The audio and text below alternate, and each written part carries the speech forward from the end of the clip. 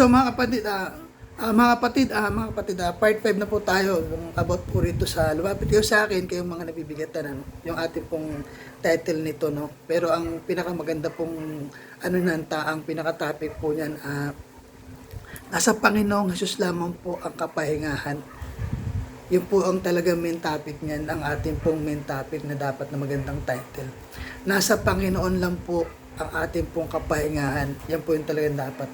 So, yun po yung mga kapatid. Kaya po, tuloy po natin doon. Yung kabigatan po natin, minsan nawawala na tayo. Minsan, nabibindang na tayo sa mga ganong bagay na, kasi alam mo, ang style nito, ito, yung iba kasi ayaw itong pag-usapan, yung gawa ng Diablo. No? Pero ang Diablo, kapag lalo kang nabibigatan, nandiyan naman yan. Gagawa siya ng paraan para ang akala natin pagagaangin, ano yung mga bagay na yon. Siguro, isang bagay, yung mga bagay na iniisip natin na gagawa ka ng paraan ng mga bagay para kumita ka ng malaki.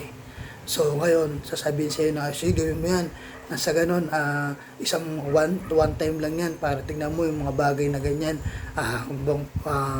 Kikita ka dyan ng malaki. Isa yan sa mga bagay na yun. Kasi ang talagang needs ng mga tao ngayon ay kapag wala kang pera, hindi ka makakabili. Kaya nga sa totoo lang mga kapatid, mas maganda pa rin sa probinsya. Alam niyo kung bakit. Kaya nga encouragement ko to doon sa mga probinsya na kung saan taga doon. Alam niyo ang talagang pinalano ng Panginoong Diyos. Kung titingnan natin mula doon sa Genesis, talagang nasa Eden lang ang tao noon. Nandun yung mga pangailangan niya. Ano yun? Yung mga prutas na ginawa ng ating Panginoon Kristo, yung Panginoon Diyos, yung mga pananim. At doon lang sa sistema na ngayon, mabubuhay ka na. Kaya lang kasi ngayon, anong ginamit ng Panginoong Diyos, anong ginamit ng mga tao ngayon, ito nga yung mga pag-aaral na sinasabi. Kaya nga ang ating Panginoon Kristo, kung talagang titingnan natin, ang ating Panginoong Diyos, kung talagang titingnan natin mula nung kiniratan tao, wala na eh, hindi ka ayaw ka na niyang pahirapan eh. Ang talagang buhay mo nandyan lang eh. Nandyan yung pagkain eh. Isipin mo, kakain ka na lang, pamahalaanan mo lang yung kanyang ginawa. Yun ang ginusto ng ating Panginoon Diyos. Kaya lang ang nangyari noon, itong Diablo pumasok sa ng deceive ng mga tao, nang deceive nilinlang niya yung kaalaman, yung katayuan ng tao, sinamantala niya yung kainosentihan, sinamantala niya yung bagay na kung saan katulad natin, inosente pa tayo sa mga itong mga pangailangan. Kapatid, maging matalino tayo. Anong pinakamatalino na sasabihin dito?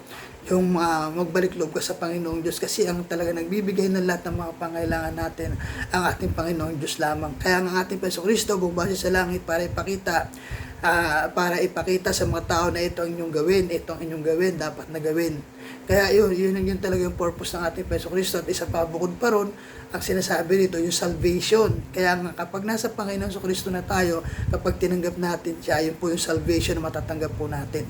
So kasi meron pa rin pong paghihirap sa soul natin, sa kaluluwa natin pagdating ng panahon, tapos kapag tayo wala na rito sa mundo.